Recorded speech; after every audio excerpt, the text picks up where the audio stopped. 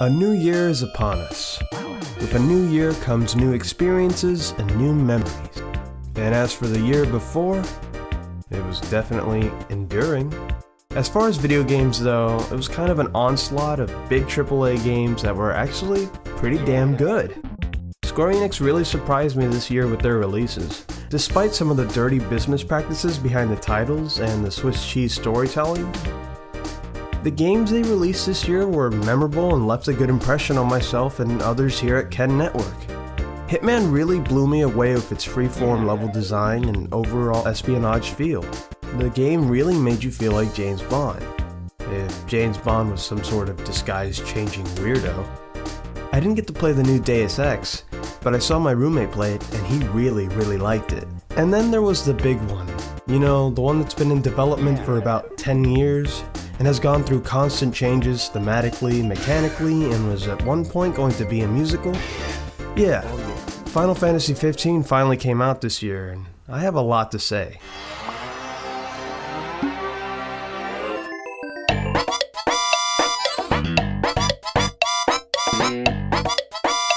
D&D Road Trip Simulator 15 is an ambitious game in the series. It's kind of new territory for Final Fantasy, as it's aimed for the newcomers and established fans.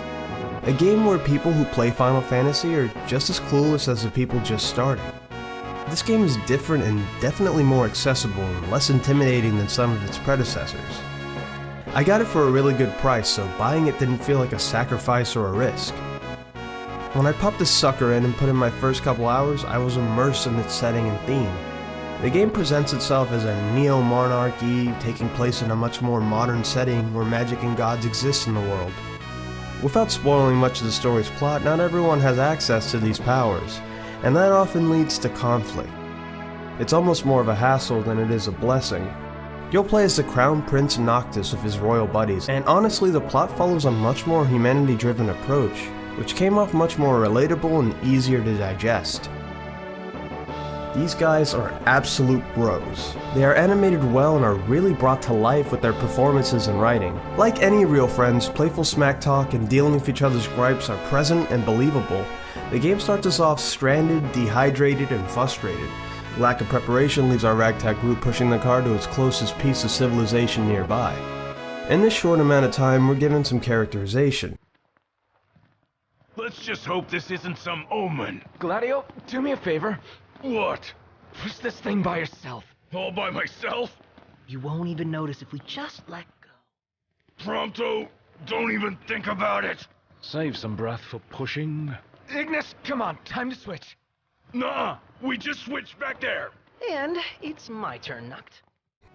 Noctis is not a player avatar, he is his own character, meaning his ideals, personality, and his struggles are his to amend, and not the player's. I'm all for that. The whole four-friend journey just wouldn't work if he was the silent protag. Despite all the coolness and unrealistic abilities our characters are presented with, everything else about them feels grounded in reality. From the tiny conversations as you explore new places to the memories captured via photo after a long day of side quest. Even the long silent car rides just feel so believable and are some of my favorite moments of this game, where you can just sit back, put the controller down, and really just absorb the moment and look at the landscape around you, just like a real road trip.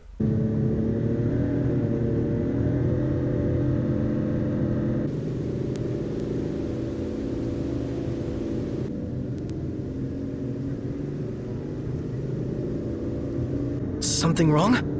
What? No, I'm fine.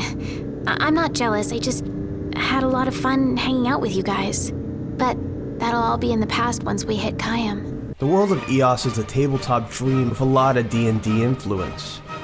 I actually play D&D every Monday with my friends, and honestly this made the game much more enjoyable to me.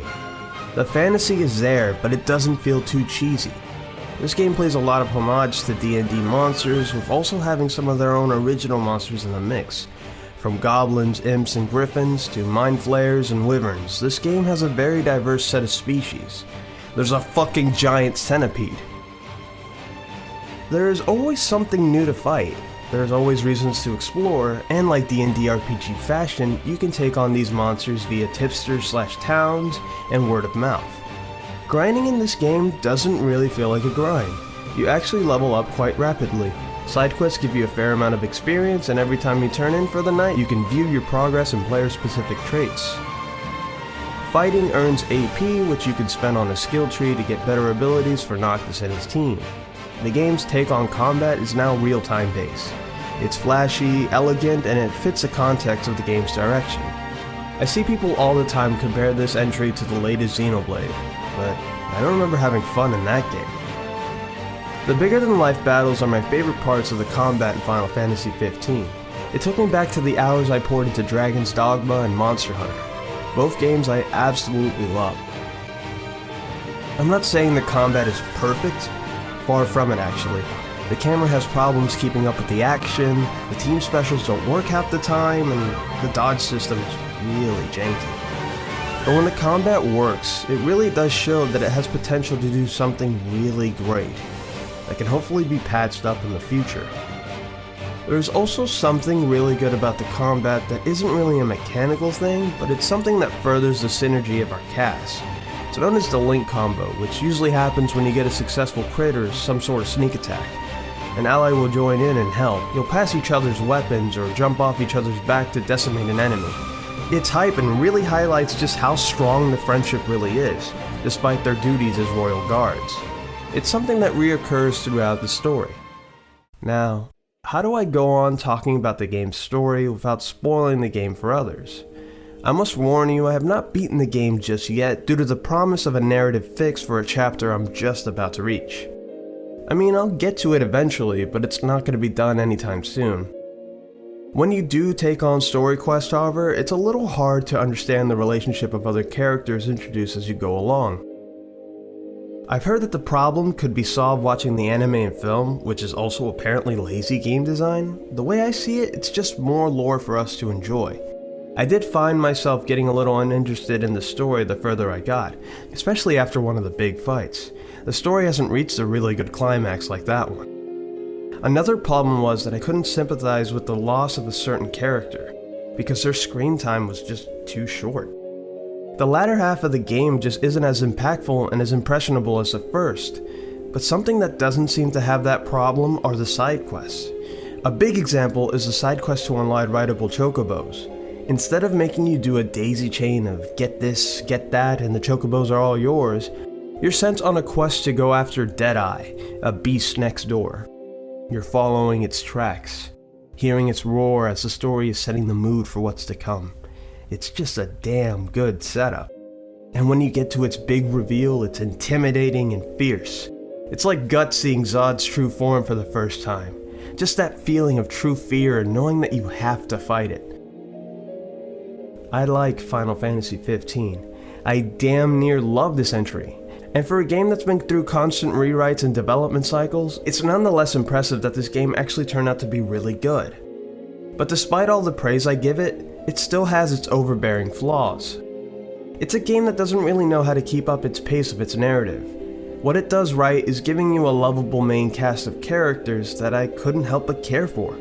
I felt like I was really experiencing years of friendship cooped up in a car going place to place. It's a coming-of-age story when you really look at it. It's something that can't be achieved without the help of others. We get to see a realized world through Noctis and his companions. If you have the chance to play this, I highly recommend it. It might surprise you.